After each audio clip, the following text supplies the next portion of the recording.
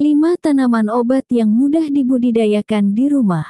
Sebelum beralih ke obat dokter, sudah jadi kebiasaan orang-orang Indonesia untuk lebih dulu mencoba berobat pakai jamu-jamuan dari tanaman obat herbal. Tanaman obat itu sendiri punya ribuan jenis spesies. Nah, dari total 40.000 macam tanaman obat yang ada di dunia, ternyata hampir 90%-nya berhabitat di Indonesia. Namun begitu, hanya sekitar 9.000 spesies saja yang diduga kuat memiliki khasiat obat, dan bisa Anda tanam sendiri di rumah.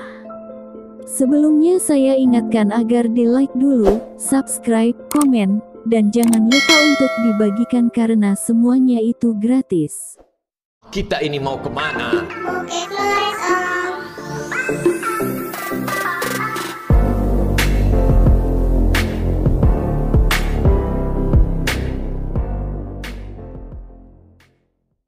Inilah beberapa jenis tanaman obat keluarga yang bisa Anda budidayakan sendiri dengan mudah di rumah.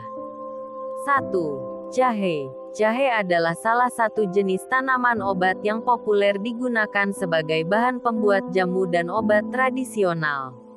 Jahe mengandung senyawa aktif kuat bernama gingerol yang mampu mengatasi banyak masalah pencernaan seperti sakit perut, mual muntah dan pusing karena vertigo, hingga mengurangi sakit akibat nyeri haid serta nyeri sendi seperti osteoartritis dan rematik.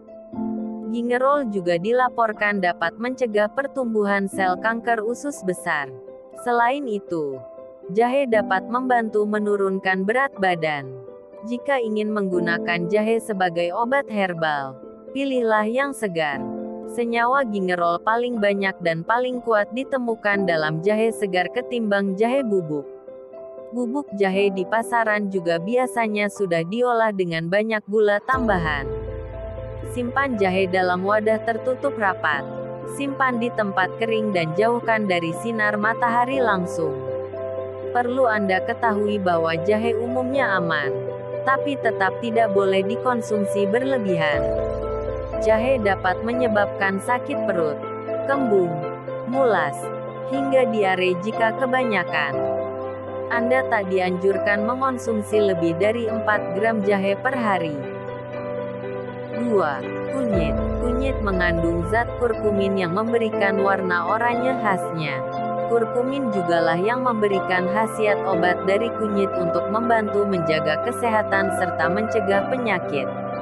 Berkat senyawa kurkuminnya, simpang oranye ini sudah sejak dulu digunakan dalam pengobatan tradisional Indonesia untuk meringankan gejala gangguan pencernaan, gejala penyakit kulit, mengatasi penyakit hati, mengurangi risiko penyakit jantung dan stroke, hingga mencegah kanker usus besar.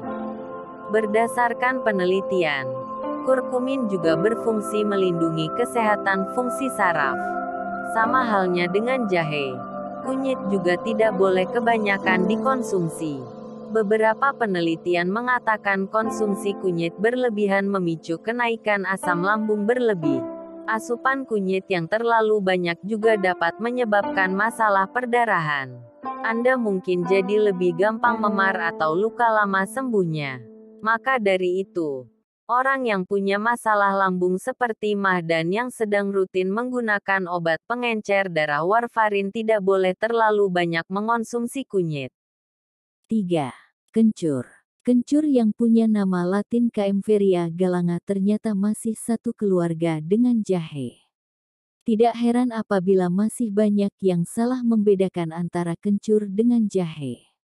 Kencur sudah dikenal lama sebagai obat batuk berdahak, obat diare, obat demam, dan obat sakit gigi.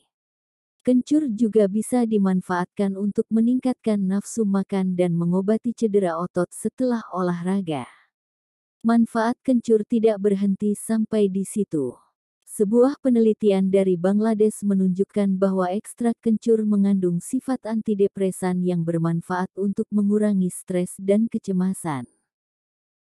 4. Kumis kucing.